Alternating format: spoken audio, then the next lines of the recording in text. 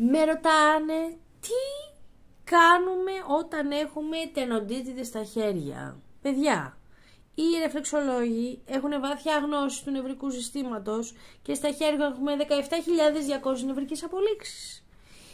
Είναι κλάδος της φυσικοθεραπείας από την άποψη ότι διδάσκεται έστω και ένα τρίμηνο στα πανεπιστήμια, αλλά όχι εν το βάθιο, όχι εις βάθος.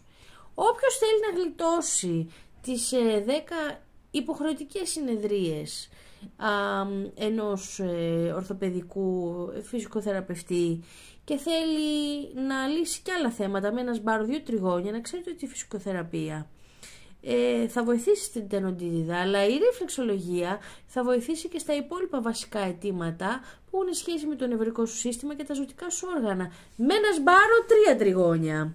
Οπότε δεν θα χρειάζεται να πηγαίνετε 3 φορές την εβδομάδα στον φυσικοθεραπευτή για να φτιάξετε μια τενοντίτιδα στο χέρι. Μπορείτε με μία συνεδρία την εβδομάδα, που θα σας έρθει και πιο οικονομικά εδώ που τα λέμε, διότι ο ΕΟΠΗ πια δεν δικαιολογεί αυτά που δικαιολογούσε, να κάνετε κάτι καλύτερο.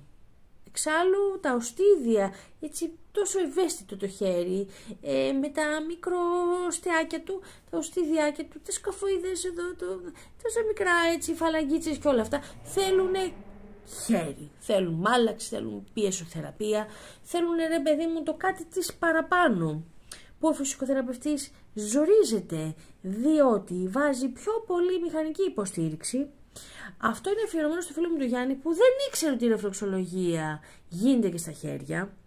Δεν γνωρίζουν όλοι οι πιστοποιημένοι ρεφλεξολόγοι το χέρι, αλλά αξίζει να ρωτάτε.